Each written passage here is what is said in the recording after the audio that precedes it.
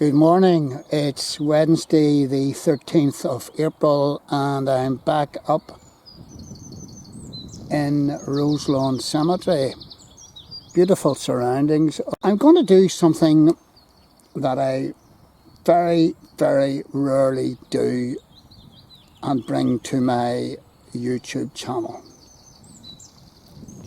I'm going to talk for a minute about the forthcoming Northern Ireland Assembly elections, which take place on the 5th of May 2022. Anyone who follows my channel knows that I try to be inclusive. I try to be non-biased. I was brought up a Protestant, but you know, that means very little to me. I would call myself a Bible-believing Christian. That means everything to me. And there is a difference. I try to be non-bigoted. I have never waved the orange or the green flag. None of my family have ever been involved in any organisation, orange or green. And I try to get on with everybody I meet and have a bit of a laugh and have a bit of crack. And I hope I do try to see the other person's point of view. So this morning I'm going to try and address the weighty problem of, in my opinion, what way should a Christian be voting in these incoming elections.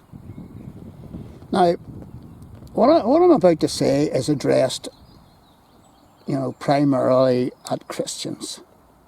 People who claim to follow the teachings of Jesus Christ as presented in the Bible. And, if that's not you, then feel free to switch off. I'm trying to answer the question as honestly as I can as to how a person who believes and follows the Bible should vote in this election. So, I'm going to say it clearly. The big issue that'll determine my vote in these incoming Assembly elections, it's not the protocol, it's not immigration, it's not Brexit, it's not the rising cost of living. The big overwhelming question for me as a Christian is abortion. This is not a finger-pointing exercise. This is not a judgmental exercise. Thanks to the Westminster government, we now have gone from being, having some of the strictest abortion laws in the UK and in Western Europe to having the most liberal abortion laws in Western Europe. And remarkably, our Assembly had no say on this. Didn't have a vote. I find that remarkable. I just can't believe that. And what does this mean? It means that at present there are approximately 3 babies a day. And these might be not formed babies going right through to fully formed, almost fully formed and ready to be born, and there are 3 babies being aborted every day in Northern Ireland. And if there are further relaxations brought in, and I can't see that this will not happen, the number will rise to at least 6 abortions every day approximately. And I'm looking at this and I'm saying, is this what our health service and health care is meant to be? Taking off lives? And I thought hospitals were saving lives. I just can't get my head around this. We are taking the lives of some of the most vulnerable in our society. And it's strange to me that the forming baby in the womb is now reduced to being a nit, or a thing, or a fetus that can be disposed of, even as a late form of contraceptive. I never heard Kate or William or the royals describe their babies as yet to be born. I never heard them describe them anything but babies. They weren't fetuses, they were babies.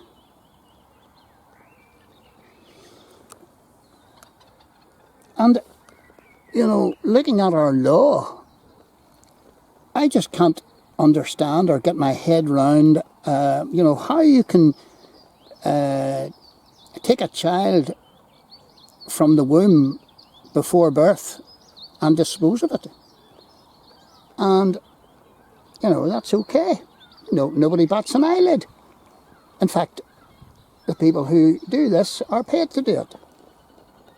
And that's their job, to dispose of babies. And yet, you take a child's life 1 second after birth and you don't get paid for it.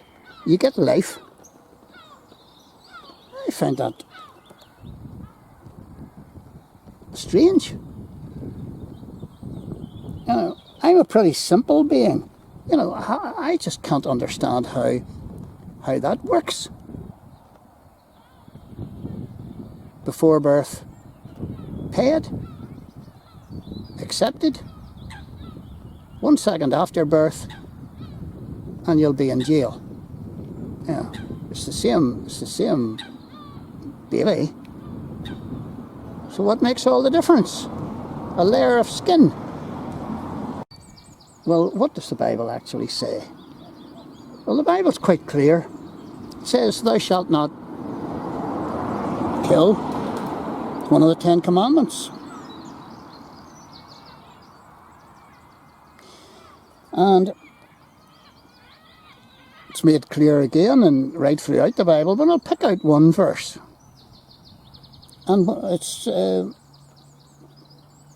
God's words to Jeremiah in Jeremiah 1 and 5. Before I formed you in the womb, I knew you. I appointed you to be a prophet to the nations. So God obviously had a plan for the developing child that was to become Jeremiah. And the developing child was important to God. And, the developing child was also made in God's image. And in adopting abortion, we are disposing of that child that God has planned. And I'm sitting here and I'm wondering, why are our churches so silent on this whole issue? It's a life and death issue. I never hear any ministers preach about this. Oh, it's too sensitive. Of course it's sensitive. The Catholic Church actually has been quite vocal, far more vocal than any Protestant churches, in saying no to abortion.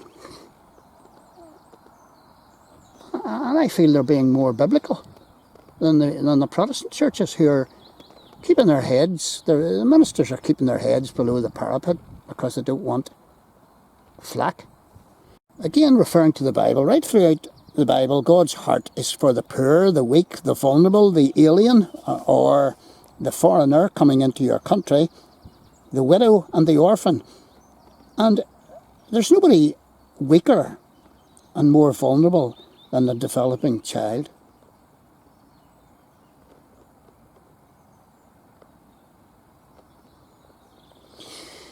So, to draw things to a close, how will I vote?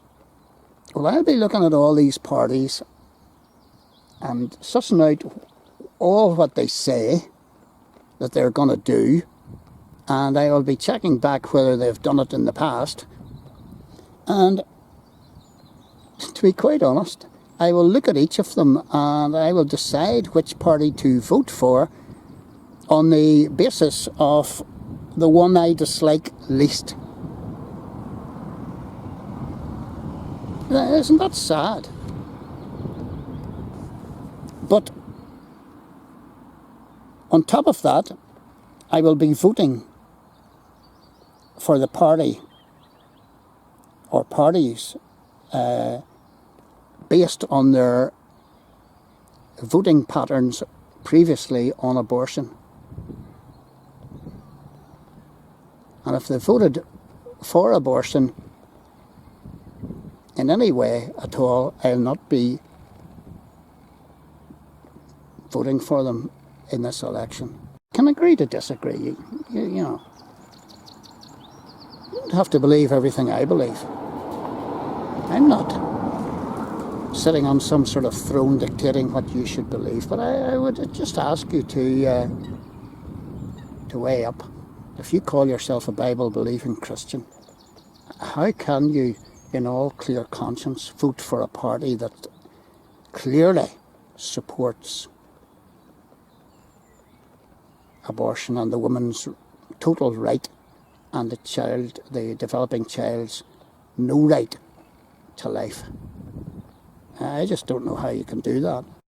As John Lennon once sang, I think it was on his Imagine LP, and it was a takedown of, he had fallen out with Paul McCartney, and he sang the words, "How do you sleep?" That was the title of the song, I think.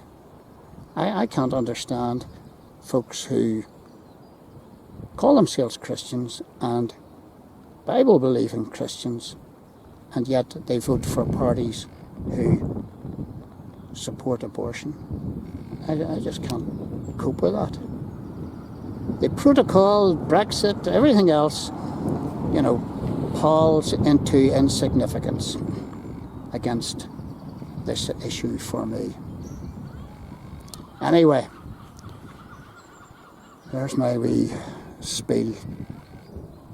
Hope you're good where you are, and I hope you don't fall out with me because we happen to disagree over